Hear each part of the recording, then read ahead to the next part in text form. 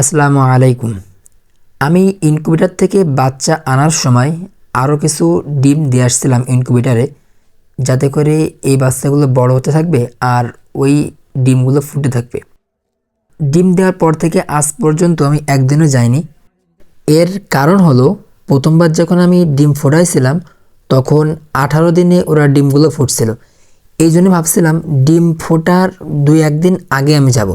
আর আমি ডিমগুলো দিয়ে আসছি 15 দিন হচ্ছে আজকে। এই জন্য আজকে ভাবলাম একটু সকাল সকাল করেই ডিমগুলো দেখতে যাব, যেহেতু একদিনও যাওয়া হয়নি। একটা কাজে আটকে যাওয়াই আমার আসতে সন্ধ্যা হয়ে গেছিলো।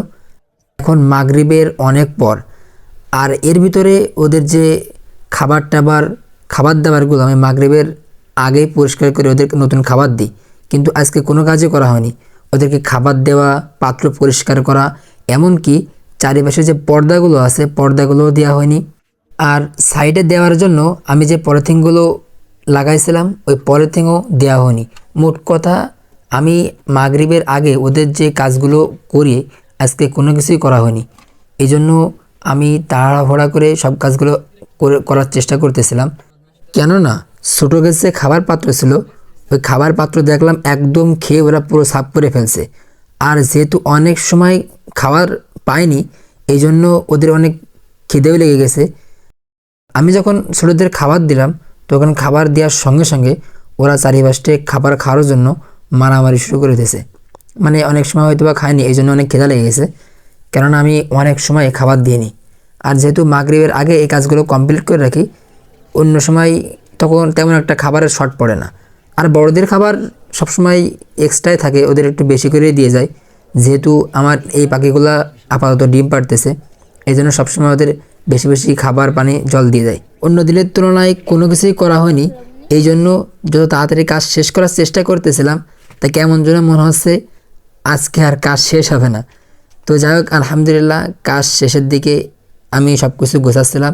যে তখন শীতকাল, চারিপাশে যে পর্দাগুলো ছিল পর্দাগুলো সুন্দরভাবে ঢেকে দিয়ে যাচ্ছিলাম, যাতে করে কোনো সমস্যা না হয়। কিছু সময় পরে আমি যখন ওনাদের বাসায় পৌঁছালাম, তো পৌঁছার সঙ্গে সঙ্গে ওনাদেরকে ডাক দিলাম।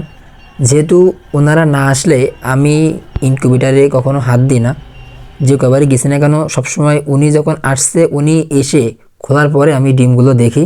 আর এবার ডিমগুলো দেখতে গিয়ে দেখি যে অনেকে অনেক ডিম দিয়ে গেছে। আর ওনারা প্রথম থেকেই মুরগির ডিম, হাঁসের ডিম সবসময় বড় ডিমই ফুটিয়ে থাকে। আমি প্রথম যে ওনাদের বাসায় কোয়েল পাখির ডিম ফোটাইতে গেছি। এর আগে ওনারা কখনো কোয়েল পাখির ডিম ফোটায়নি, ওনারা বলছিল আমারে। তো যাই হোক, আলহামদুলিল্লাহ আমি কয়েকটা ডিম চেক করছিলাম। চেক করার পরে দেখি যে ডিমগুলো জমছে। হয়তো কয়েকের মধ্যে ইনশাল্লাহ ডিমগুলো ফুটে যাবে। তো আপনারা দোয়া করবেন। আজকের ভিডিওটা এই পর্যন্তই। সকলে ভালো থাকুন, সুস্থ থাকুন। আসসালামু আলাইকুম।